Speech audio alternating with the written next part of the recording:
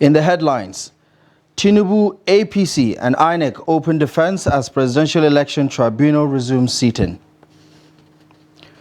Former Zamfara State Governor Yerima visits Tinubu, urges him to negotiate with bandits to end insecurity. Residents shut down Trademore Estate in Abuja, protests planned demolition. And on the foreign scene, Senegal's President Sall to address the nation amid third-term rumors. Hello there, good evening and welcome to Trust News Update. My name is Abdullahi Ahmed.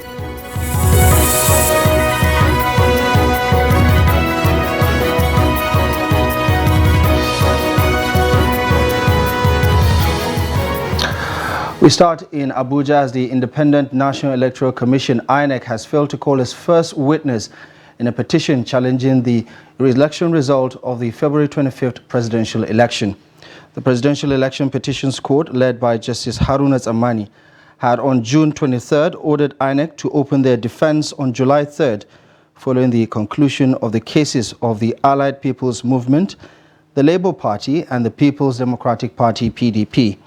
But at the resumed hearing on Monday, counsel to INEC, Abubakar Mahmood, SAN, informed the court that of the three witnesses they had planned to call, the first witness could not attend the hearing due to some family issues. He pleaded for an adjournment to Tuesday to enable the witness attend. Consequently, Justice Amani adjourned the petition to Tuesday for hearing.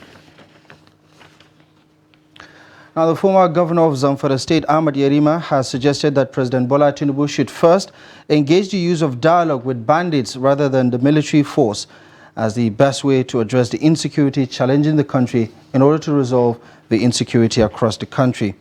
Yerima gave the suggestion on Monday while speaking with State House correspondents after a courtesy visit to the president. The former governor, who said that the immediate past government had failed to negotiate with the bandits, was of the opinion that if the federal government wades in and begins to negotiate with the bandits, the country will record advanced progress as it was experienced with the Niger Delta militants. I'm just proposing a solution to banditry in Nigeria. The bandits, a lot of them have been killed, a lot of them have been arrested. And I'm not saying that the government should just continue to just negotiate indefinitely. No, I said invite them. There are people who repent in all religions, Islam, Christianity, Judaism. You find that God himself who created us, once you repent after committing offenses, after committing sin, he forgives you. So there is no way you can say Nigerians should not be forgiven for if they repent. If they repent, they should be rehabilitated and integrated in the society. Mr.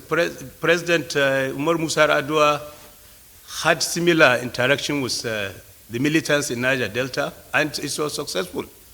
So I believe that as Nigerians, if they are called upon by government, the major causes of this problem is poverty and ignorance.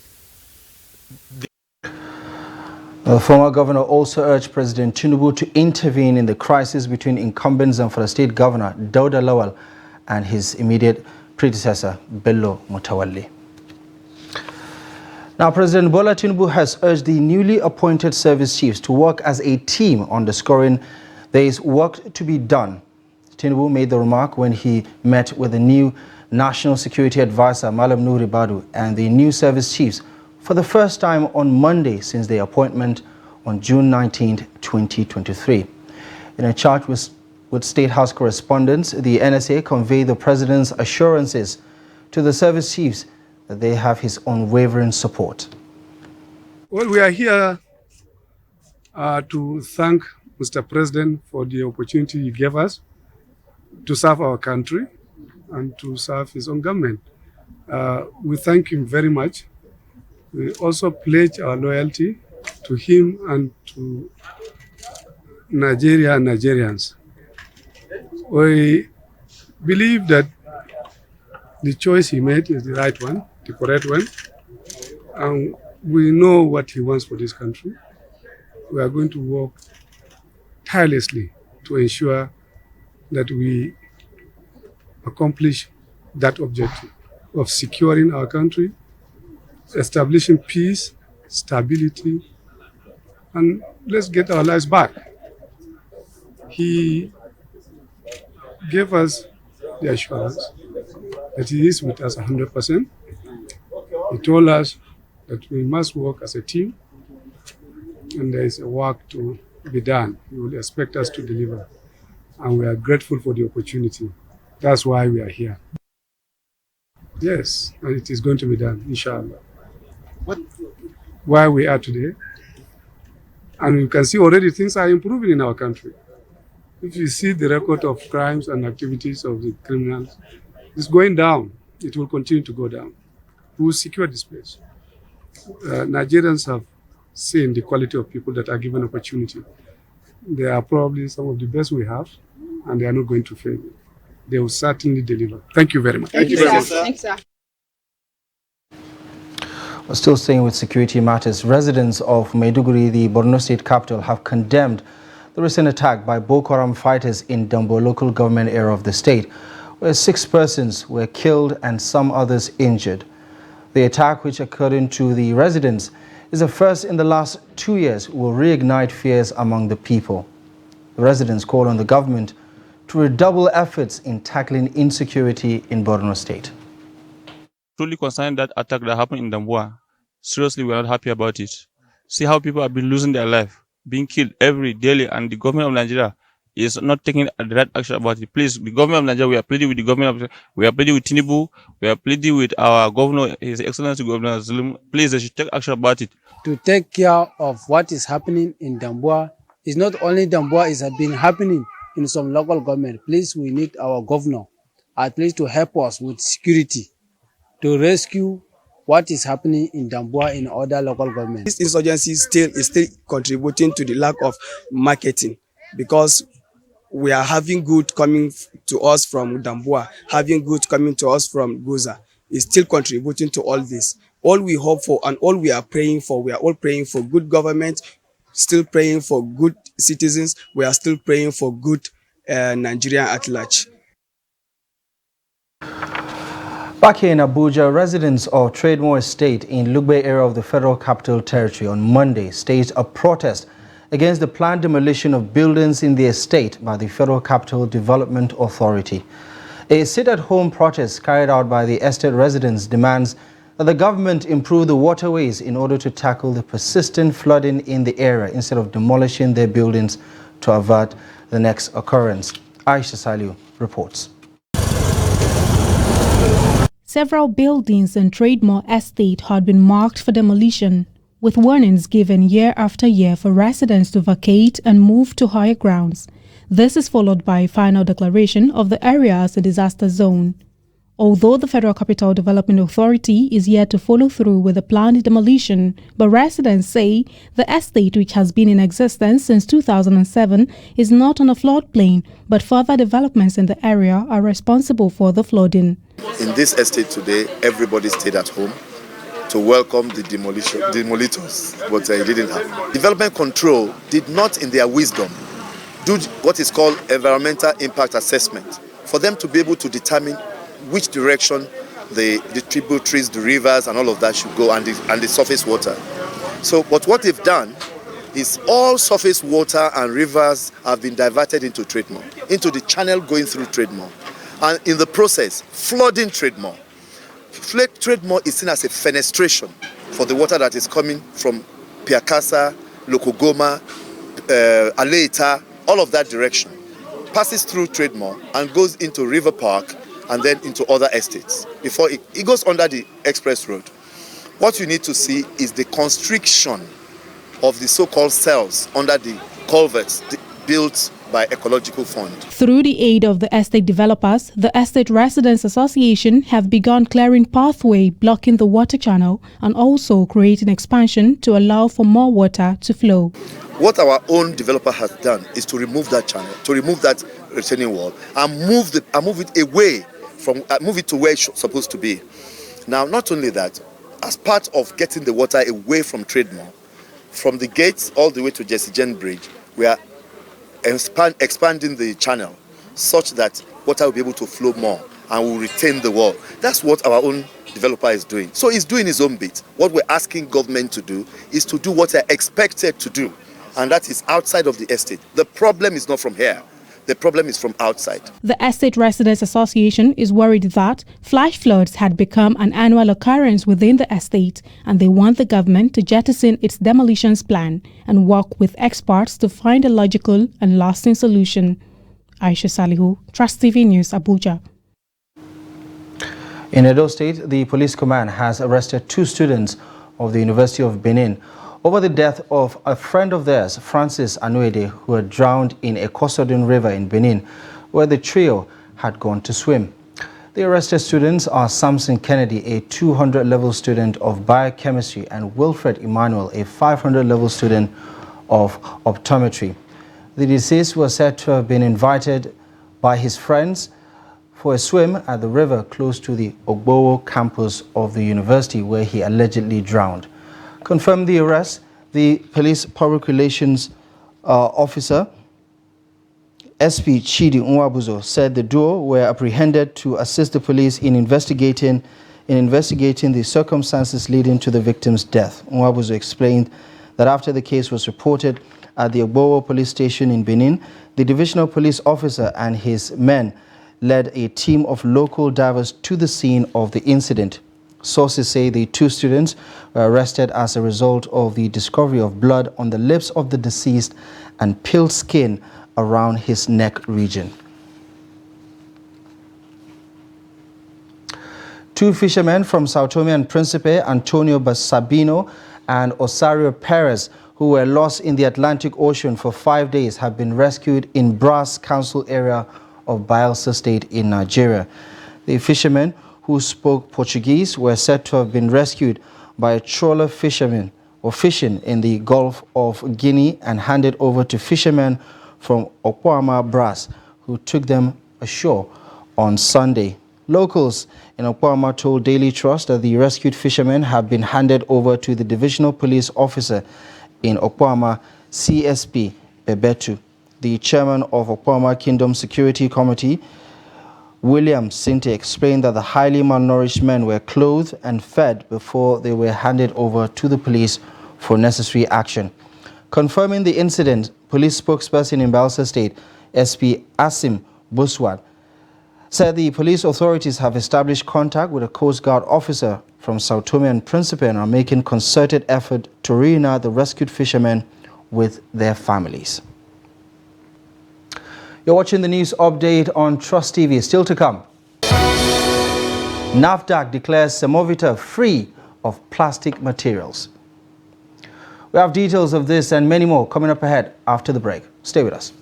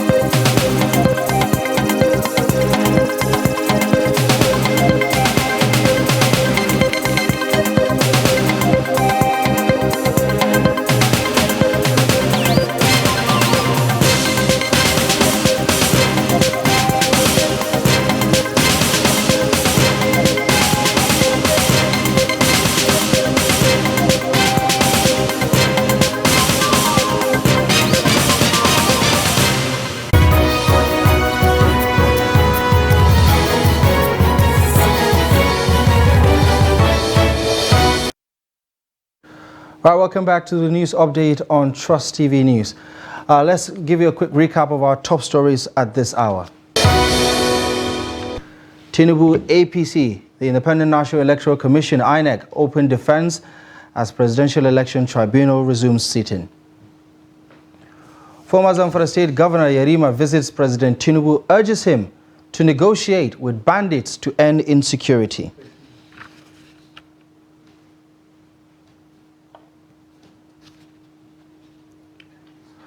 Now, the Anambra State government has set up a panel of inquiry into the controversy trailing the high score of a candidate from the state in the recently concluded Unified Tertiary Matriculation Examination. The Commissioner of Education in Anambra State, Ngozi Chuma Ude, announced the panel's assignment in a statement released in Awka, the state capital, on Monday.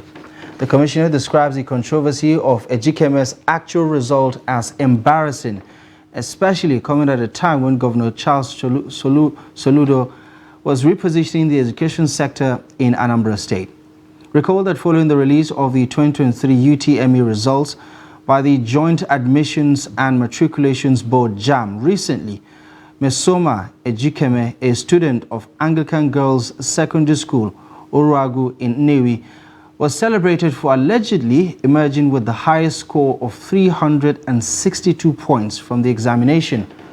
However, JAM in a statement claims that the girl's result was fake and falsified using internet software. JAM alleged on Sunday that Ejikeme inflated her actual score at the exams from 249 points to 362 points, raising controversy as to the possibility of the malpractice. While the Anambra State government has commenced an investigation into the alleged falsification by Mesoma Ejikeme, it has commended Nkechinyere Ume, who JAM declared the highest scorer nationwide in the examination with a cumulative score of 360 marks. The National Hajj Commission of Nigeria says 13 Nigerian pilgrims have died in the course of the 2023 Hajj exercise in Saudi Arabia. The leader of the NACON medical team, Dr. Usman Galadima, said this in Makkah on Sunday during a post-Arafat meeting. Dr. Galadima says 7 pilgrims died before Mashair, while 6 others died during the Mashair. According to him, Oshun and Kaduna states recorded 2 fatalities each, while Plateau, Kaduna, Borno, Yobe, Lagos, and Benue recorded 1 each. Furthermore, private tour operators recorded 3 casualties during the exercise. He noted that pilgrims should be encouraged to use the Jamarat train services and that they should be thorough pre-Hajj medical screening with the issuance of a certificate of medical fitness. Dr. Galadima also disclosed that the team detected 3 cases of chickenpox among Nigerian pilgrims during the Mashair, and they have been referred to a Saudi hospital for treatment. The team also had 5 psychiatric cases, 7 heat strokes, 12 severe malaria cases, and 7 cases of diabetic emergencies. Still staying with the Hajj exercise, in other news, the National Agency for Food and Drug Administration and Control, NAFDAC, has confirmed that Golden Penny Semovita and other semolina products do not contain plastic or any similar contaminants. The agency said this in a response to a social media video showing a woman washing Golden Penny Semovita in a sieve using cold water with the claim that the residue she got after sieving was plastic. NAFDAC noted that a similar video was shown in 2020, which the agency had addressed at the time. NAFDAC Director General Moji Adeye, in a statement on Monday, says the agency has confirmed the claim was not true after an appropriate analytical testing in its internationally accredited laboratories. The agency added that Semovita contained the expected components plus the required vitamin A, describing the claim in the viral video as misleading. Now, President Bola Ahmed Tinubu on Monday received a delegation from Shell Petroleum Development Company at the Aso Rock Villa in Abuja. The Shell delegation, on a courtesy call to the president was led by the company's global upstream director, Zoe Yunovich. She was joined by Peter Costello, Osage Okumbo, and Ma De Jong. The Group Chief Executive Officer of the Nigeria National Petroleum Corporation Limited, Mele Kyari, as well as the Chief of Staff to the President, Femi Gbajabiamila, were also in attendance. Others in attendance include the Special Advisor on Energy to the President, Olu Vehejen, Special Advisor on Revenue Matters to the President, Zaccheaus Adedeji, and Special Advisor on Communications, Special Duties and Strategy, Dele Alake.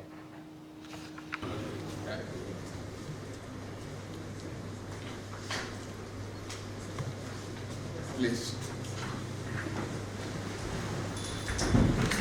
Opportunity to work together with our strategic partners at NNPC. All right, we'll take a quick break. The news update continues in just a moment. Stay with us.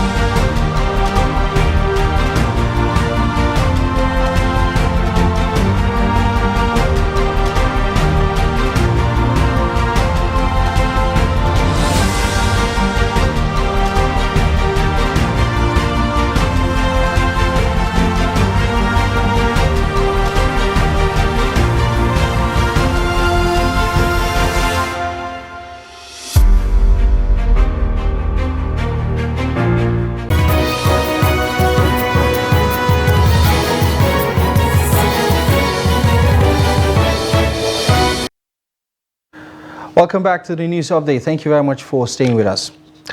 Now, on the international scene, Senegalese President Macky Sall will address the nation on Monday evening. His office said in a statement amid speculation that he is planning to run for a third term in office, a move the opposition has said would be unconstitutional. Opposition leader Usman Sanko called for his supporters to be ready to take to the streets if the president announces such a plan. Accusations and uncertainty over the president's intentions have fueled unrest and sometimes violent protests over the past year in the usual stable West African nation. President Sall, who came to power in 2012 and won re-election in 2019, has not spelled out his plans up to now, but has suggested that a new constitution in 2016 makes him legally eligible to run for office again. President Sall is expected to speak on television at about 8 o'clock local time, according to the statement. In sports now, Kenya's Titus Ekiru, the sixth fastest man in the marathon history, is facing a potential 10-year ban after receiving a provisional suspension for doping. Well, this is according to Athletics Integrity Unit. Ekiru has 2 marathon wins to his name, including victory in Milan in May of 2021 in the exceptionally fast time of 2 hours, 2 minutes and 57 seconds. The 31-year-old tested positive for trimethyl acetoninide, I beg your pardon, a glucosidase after winning in Milan, but quote, was not immediately charged after the initial investigation appeared to validate his explanation that the result was due to legitimate medical treatment. The athlete tested positive for petadine after winning in Abu Dhabi in November of 2021 and again claimed the outcome resulted from legitimate medical treatment. He has not raced since then. Ekiru was provisionally suspended last month, quote, pending the outcome of both wide-ranging investigations which included crucial collaboration with the Anti-Doping Agency of Kenya and other Kenyan authorities. Well, that's it. You're up to date with the latest at this hour. Many thanks for your time and company. Feel free to follow us across our social media pages to catch up with the very latest, and you can also join our YouTube live stream. My name is Abdullahi Ahmed. Thank you for your time.